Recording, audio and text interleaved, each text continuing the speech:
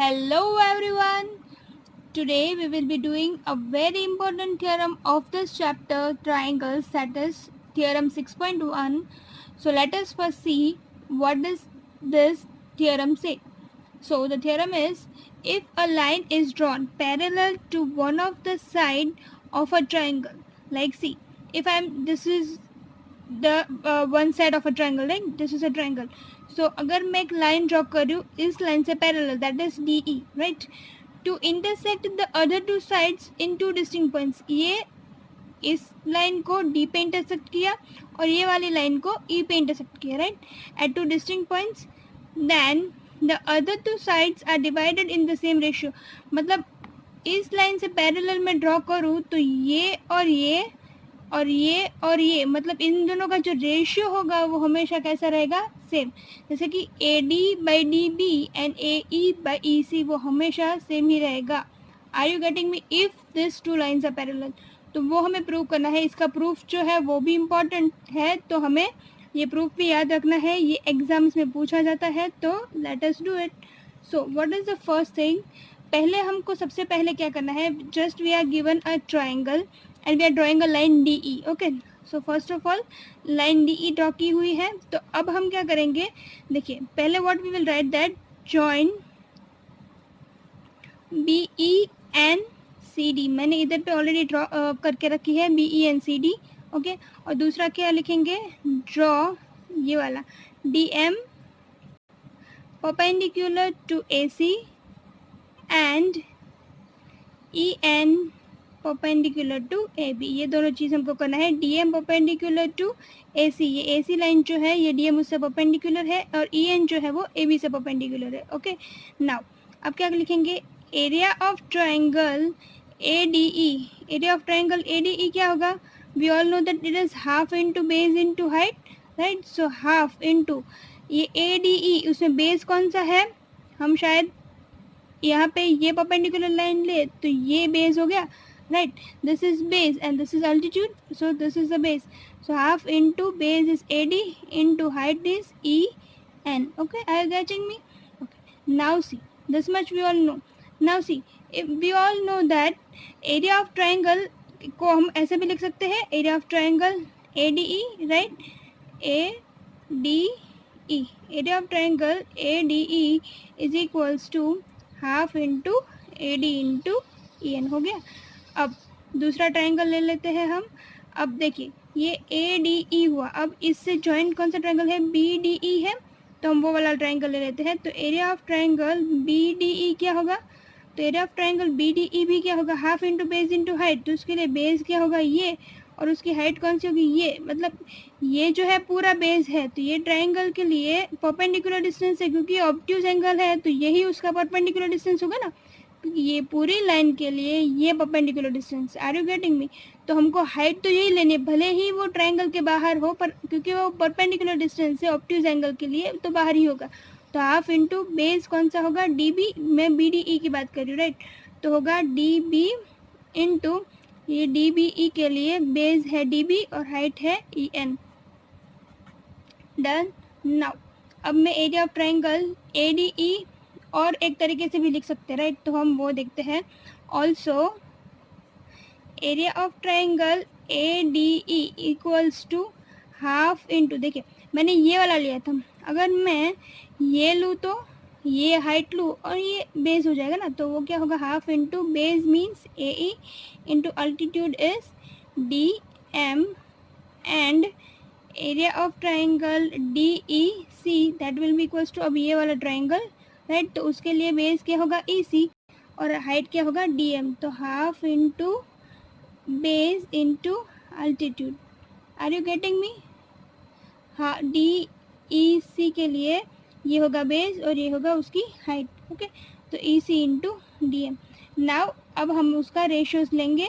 पहले ये triangle A D E और उसके नीचे B D E, right. Let us see that. तो हम रेशियोज कैसे लिखते हैं, तो पहले हम लिखेंगे therefore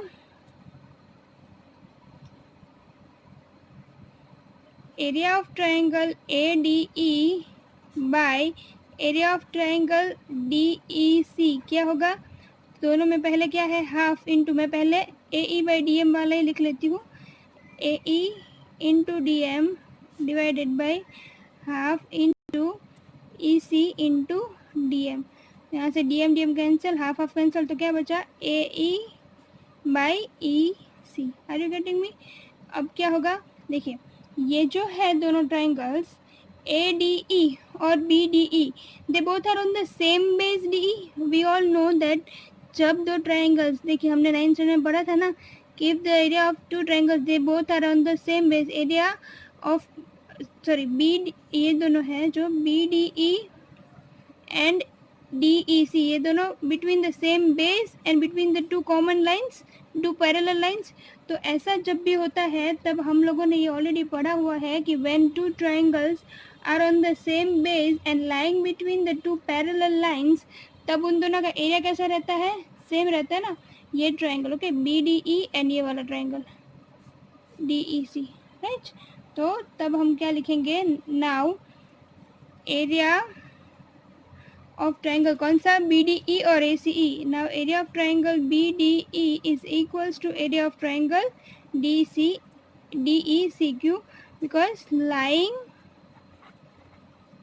on same base B C, same base D E and between the parallel lines, कौन सी दो पैरेलल लाइन्स, तो D E and B C. Okay, ये दोनों लाइन्स के बीच में है और ये उसके कॉमन बेस भी है, इसलिए दोनों सेम हो गए, राइट। तो अब हम क्या लिखेंगे, देखिए अब area of triangle A D E by B C की जो पहले हमने फॉर्मूलाज लिखे थे वो वाले लेंगे। तो वो क्या थे, half into A D into E N upon half into D B into E N, ये जो मैंने पहले लिखे थे वो वाले। तो half half E N cancel, तो क्या हो गया, A D by D B. तो ये हो गया हमारा इक्वेशन 2। तो देखिए इसको हम बोलते हैं इक्वेशन नंबर 3, ये हो गया हमारा इक्वेशन नंबर 1, ओके, एंड ये हो गया हमारा इक्वेशन नंबर 2। तो देखिए यहाँ पे A D E by B E C क्या हो गया, A E by E C, right. बी और क्या बोला है, बी डी ई और डी ई सी दोनों का एरिया सेम है, राइट। और हमारे पास और एक रेशियो है जो है A D E by B E C is equals to A D by B E.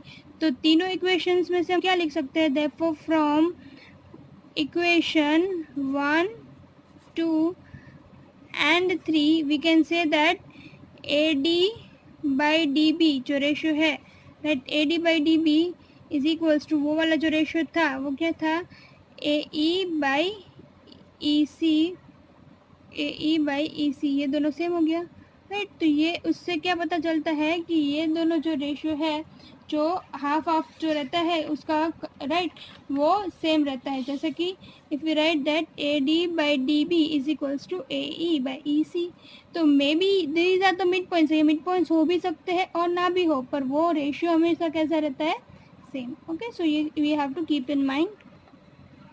तो थियरम 6.2 हम देखते हैं, right. What does theorem 6.2 says that if we have a triangle, suppose a triangle ABC, तो अगर कोई भी line जो है वो जो टू साइड्स है उनको सेम रेशियो में डिवाइड कर रही है, जैसे कि we already know that A D is equals to D B and A E is equals to E C, हमको ये ऑलरेडी पता है। तो this line will always always always be parallel to this line. इसको हमको proof करने की ज़रूरत नहीं है, अगर आप चाहते हैं तो हम प्रूव कर सकते हैं। सपोज़ कि आप और लाइन ड्रॉ कर लो, जैसे कि डी ई डैश, ये जो लाइन है ये ड्रॉ करो जो पैरेलल नहीं है, तो क्या होगा, अगर वो पैरेलल लाइन ड्रॉ नहीं करेंगे, नहीं है ऐसी लाइन ड्रॉ करेंगे, तो क्या होगा, ए डी कोई भी लाइन होगी, राइट, तो उसको हम कैसे लिखेंगे, A D by D B is equals to A E dash by E C dash, हमको ऐसे ही लिखना होगा, राइट। तो वो A D by D B is equals to A E dash by E C dash तो कब लिख सकते हैं, जब ये दोनों पैरेलल है तभी ना। तो इसका मतलब वो हमेशा कैसी रहेगी, पैरेलल। तो ये चीज़ हमको सिर्फ याद रखनी है कि if a line is drawn such that it to any two sides of the triangle in this, it divides it in the same ratio, then the line is parallel to the third side. Okay, so keep in mind. So today we will be doing only 2 theorems. The exercise will be starting tomorrow, so keep watching Easy Study, like, share and subscribe it.